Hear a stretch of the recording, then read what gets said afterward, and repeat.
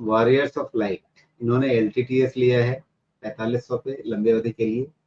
Retirement के लिए कैसा है, 7 साल के हिसाब से भी ये देख रहे हैं, मतलब जो भी है रिटायरमेंट तक की बात करें, 7 साल तक की बात करें, तो पता नहीं, अगर 7 साल में इनकी रिटायरमेंट आ रही हो तो मुझे नहीं पता, लेकिन ये कह रहे हैं एलटीटीएस 4500 पे लंबे अवधि के लिए कैसा है। ओके, तो अपने रिटायरमेंट की बात की है ना, तो सिंपल सी बात है कि जिस ग्रुप के साथ आप हैं, लार्सन एंड टूब्रो, तो आपको वहाँ पे आपको बिजनेस गवर्नेंस इसका कोई इशू नहीं रहेगा।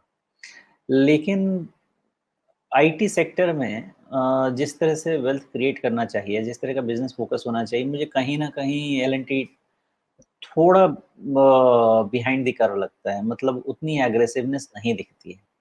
शायद ये अगर आप रिटायरमेंट स्टॉक के हिसाब से देख रहे हैं तो आपके फेवर में भी जा सकता है, लेकिन वो एग्रेसिवनेस मुझे एल&टी टेक्नोलॉजी सर्विस में नहीं दिखती है। फिलहाल जहाँ तक इसके वैल्यूएशन की बात है, मुझे लगता है कि जो ये ग्रोथ दे रही है, उसके हिसाब से इसका वैल्यूएशन बहुत एक्सपेंसिव नहीं कहेंगे ना, बहुत सस्ता कहेंगे। मुझे लगता है फेयरली प्राइस्ड इन है। कितने परसेंट का हम ग्रोथ ले सकते हैं इसमें?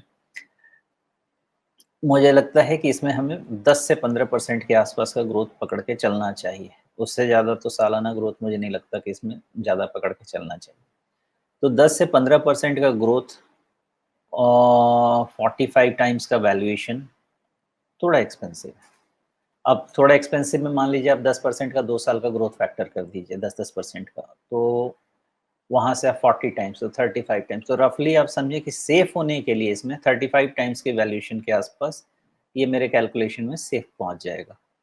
और 45 से 35 रफली आप मैं कह रहा हूँ आपको 20% का डाउन साइड। अभी स्टॉक कहाँ पे है? अभी स्टॉक है 5400 पे, 20% मतलब 1000 पॉइंट का डाउन साइड, तो 4400। तो अभी आपके सामने बिल्कुल क्लियर है, जो बॉटम है 4400 वाला, मुझे नहीं लगता कि स्टॉक वैल्यूएशन स्टैंड पॉइंट से उसके नीचे जाना चाहिए।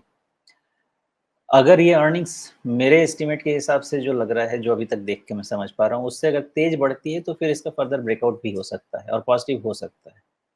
लॉन्ग टर्म के हिसाब से खराब नहीं होना चाहिए, मुझे नहीं लगता है इस कंपनी में वैसी कोई खराबी आनी चाहिए।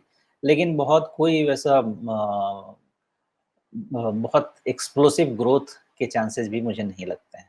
लॉन्ग टर्म में मुझे खराब नहीं, कोई खराबी आपको लगती नहीं है। रिटायरमेंट 7 साल वाले हिसाब से कोई खराबी होनी चाहिए। 4000 तक का डाउनसाइड हो, 4400 के आसपास का डाउनसाइड हो सकता है, और अपसाइड अगर निकलना शुरू हुआ तो फिर आप समझें कि एक बार अगर ब्रेकआउट 6000 के ऊपर हुआ तो 25% से कम तो अपसाइड फिर देखना बेवकूफ़ी रहेगी। तो उतने चांसेस हैं यहाँ से आराम से निकलने के लिए, और बाकी जैसे अर्निंग्स होता रहेगा आगे इसका ग्रोथ चलता रहेगा। जी, सोमेश, क्या इस पैटर्न को एक काफी लंबे टाइम फ्रेम पे, कई साल के चार्ट पे कप एंड हैंडल की तरह से देखा जा सकता है? और अगर उस तरह से देखें तो फिर उसका क्या नतीजा निकलेगा?